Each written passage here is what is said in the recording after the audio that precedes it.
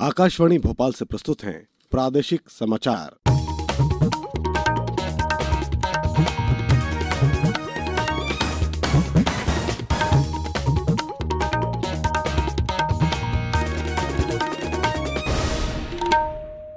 नमस्कार, समाचारों के साथ मैं शरद बाघेला। पहले मुख्य समाचार। कल से शुरू हो रहा है 45 वर्ष से ऊपर के गंभीर बीमारियों से ग्रस्त और 60 साल से अधिक उम्र वालों के लिए कोविड टीकाकरण कार्यक्रम। राज्य के प्रत्येक जिले के 2 तालाबों का जीर्णोद्धार कर उन्हें मॉडल तालाब के रूप में विकसित किया जाएगा। और प्रधानमंत्री नरेंद्र मोदी आज मन की बात कार्यक्रम में लोगों से करेंगे अपने विचार साझा। अब समाचार विस्तार से। 60 वर्ष या इससे अधिक उम्र वाले लोग और 45 वर्ष से ऊपर के गंभीर बीमारियों से ग्रसित लोगों को कल से कोविड टीका लगाया जाएगा। केंद्रीय स्वास्थ्य मंत्रालय ने कहा कि ऐसे लोगों को टीकाकरण केंद्र पर भी पंजीकरण सुविधा उपलब्ध होगी। प्राइवेट अस्पताल टीकाकरण अभियान के दौरान वैक्सीन के लिए प्रति डोज 250 रुपये ले सकेंगे। सरकारी अस्पतालों में टीका निःशुल्क लगाया जाएगा, जबकि निजी टीकाकरण केंद्रों पर वैक्सीन का शुल्क लोगों को स्वयं वहन करना होगा। राज्य सरकारें सार्वजनिक क्षेत्र के अपने सभी उपक्रमों के स्वास्थ्य केंद्रों और अपने सरकारी स्वास्थ्य केंद्रों का उपयोग भी टीकाकरण के लिए कर सकेंगी।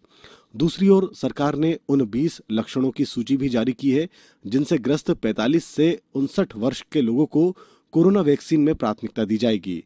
इनमें पिछले 1 वर्ष में हृदय रोग के कारण अस्पताल में भर्ती होना, हृदय प्रत्यारोपण, गुर्दा और लीवर प्रत्यारोपण, ल्यूकीमिया, लिम्कोमा, एड्स, मधुमेह और हाइपरटेंशन तथा श्वास संबंधी रोग के कारण पिछले 2 वर्षों में अस्पताल में भर्ती होने के मामले शामिल हैं।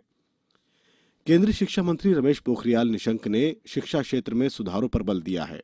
श्री निशंक कल दिल्ली विश्वविद्यालय के 97वें वार्षिक दीक्षांत समारोह को संबोधित कर रहे थे। उन्होंने कहा कि ये शिक्षा क्षेत्र में सुधारों के प्रयास न केवल भारतीय शिक्षा प्रणाली को मजबूती देंगे, बल्कि देश को वैश्विक ज्ञान महाशक्ति बनाने में भी योगदान करेंगे।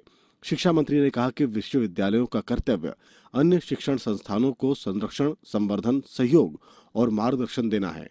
उन्होंने विद्या विस्तार योजना के तहत दूर दराज के क्षेत्र में संस्थानों को बढ़ावा देने के लिए दिल्ली विश्वविद्यालय के प्रयासों का उल्लेख किया और कोरोना महामारी अवधि के दौरान अपने विद्यार्थियों का समग्र विकास सुनिश्चित करने के लिए विश्वविद्यालय की सराहना की।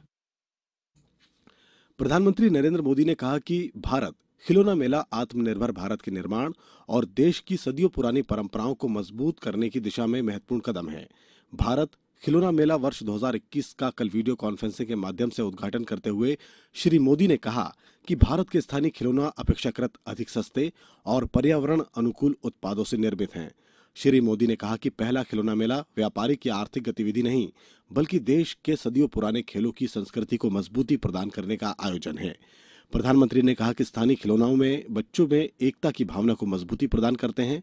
उन्होंने कहा कि भारतीय खिलौने मनोरंजन के साथ वैज्ञानिक सिद्धांतों के बारे में भी जानकारी देते हैं। खिलौने बच्चों को सीखने की प्रक्रिया में अहम भूमिका निभाते हैं, इसलिए उन्होंने अभिभावकों से अपने बच्चों के साथ खेलने का अनुरोध किया। इस मेले में 1000 से ज्यादा खिलौना निर्माता भाग ले रहे हैं। श्री मोदी ने कर्नाटक के चन्नपटना, उत्तर प्रदेश के वाराणसी और राजस्थान में जयपुर के खिलौना निर्माताओं से बातचीत की। इस अवसर पर केंद्रीय कपड़ा मंत्री स्मृति ईरानी ने कहा कि खिलौना मेले में 11 राज्य शामिल हो रहे हैं। प्रदेश के जल संसाधन मंत्री तुलसीराम सिलावट ने कहा है कि प्रत्येक जिले में 2 तालाबों का जीर्णोद्धार कर उसे मॉडल तालाब के रूप में विकसित किया जाएगा। उन्होंने कल सांवेर विधानसभा क्षेत्र के अंतर्गत बोराना खेड़ी तालाब का निरीक्षण किया और कहा कि अभियान की शुरुआत इस तालाब से की जाएगी। ये कार्य जन सहयोग से किया जाएगा। मंत्री एवं अन्य जनप्रतिनिधि तालाब गहरीकरण में श्रमदान करेंगे। मौके पर मौजूद आसपास के गांवों के सरपंच ने भी श्रमदान में सहमति जताई। सभी ने तालाबों के जीर्णोद्धार का संकल्प भी लिया। अब समाचारों में वक्त है एक ब्रेक का। पहली बार भारत सरकार लाई है बच्चों की फन और लर्निंग की जरूरत को पूरा करने वाले खिलौनों का अनोखा मेला द इंडिया टॉय फेयर 2021 27 फरवरी से 2 मार्च 2021। खेल है भाई, खेला है, बड़ा रंग बिरंगा खेला है, फन और लर्निंग से भरा खिलौनों का मेला है। पाएं 1200 से भी अधिक एग्जिबिटर से खिलौने खरीदने का सुनहरा मौका। रजिस्टर करें www.theindiatoyfair.in पे। ब्रेक के बाद समाचारों में एक बार फिर आपका स्वागत है। प्रधानमंत्री नरेंद्र मोदी आज सुबह 11 बजे आकाशवाणी से मन की बात कार्यक्रम में अपने विचार साझा करेंगे। ये इस मासिक रेडियो कार्यक्रम की 74वीं कड़ी होगी। आकाशवाणी और दूरदर्शन के समूचे नेटवर्क पर इसका प्रसारण होगा। यह आकाशवाणी समाचार की वेबसाइट www.newsonair.com और news on AIR mobile app पर भी उपलब्ध रहेगा। मन की बात कार्यक्रम आकाशवाणी, दूरदर्शन समाचार, प्रधानमंत्री कार्यालय और सूचना एवं प्रसारण मंत्रालय के यूट्यूब चैनलों पर भी सीधे प्रसारित होंगे। आकाशवाणी से हिंदी में प्रसारण के तुरंत बाद क्षेत्रीय भाषाओं में भी इसे प्रसारित किया जाएगा। क्षेत्रीय भाषाओं में इसे रात 8 बजे फिर से सुना जा सकेगा। खिलौना उद्योग को आत्मनिर्भर बनाने के उद्देश्य से 27 फरवरी से देश का पहला वर्चुअल टॉय फेयर आयोजित किया जा रहा है, जो 2 मार्च तक चलेगा। इस वर्चुअल फेयर में देश के कोने कोने से खिलौना निर्माता और कारीगर हिस्सा ले रहे हैं।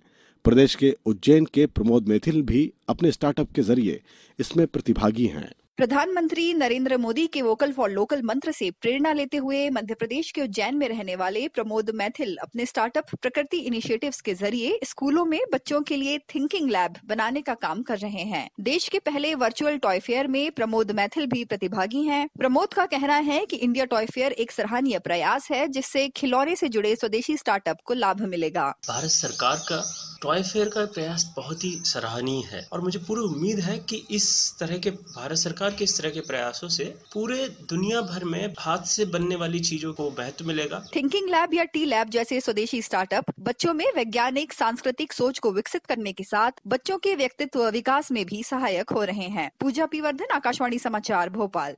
मुख्यमंत्री शिवराज सिंह चौहान ने कल प्रदेश के 20 लाख किसानों को मुख्यमंत्री किसान कल्याण योजना के तहत 400 करोड़ रुपए की राशि सिंगल क्लिक के माध्यम से उनके खातों में ट्रांसफर की। जिला दमोह मुख्यालय पर आयोजित राज्य स्तरीय कार्यक्रम में मुख्यमंत्री श्री चौहान ने कहा कि हम मध्य प्रदेश को आत्मनिर्भर बनाएंगे। उन्होंने आश्वासन दिया कि आने वाले 15 दिनों में पिछले साल खराब हुई फसलों की राहत राशि के तौर पर 1500 करोड़ रुपए की राहत भी प्रस्तावित किसानों के खातों में ट्रांसफर करेंगे। अब कुछ समाचार संक्षेप में। खंडवा में संत शिरोमणि गुरु रविदास का 644वां जन्मोत्सव कल धूमधाम से मनाया गया। कोरोना के बढ़ते मामलों को देखते हुए मंदसौर जिले में धारा 144 लगाई गई है। नरसिंहपुर जिले में जिला विकास समन्वय एवं निगरानी समिति दिशा की बैठक 3 मार्च को दोपहर 12 बजे से कलेक्ट्रेट सभा कक्ष में होगी। खरगोन में इंदौर और उज्जैन की बीमा कंपनियों के कार्यालयों में चोरी की घटना को अंजाम देने वाले एक शातिर गिरोह को खरगोन पुलिस ने गिरफ्तार करने में सफलता पाई है। शिवपुरी जिले में पेयजल संकट को ध्यान में रखते हुए लोक स्वास्थ्य यांत्रिकी विभाग ने हैंडपंप संबंधित शिकायत दर्ज कराने के लिए कंट्रोल रूम स्थापित किए हैं।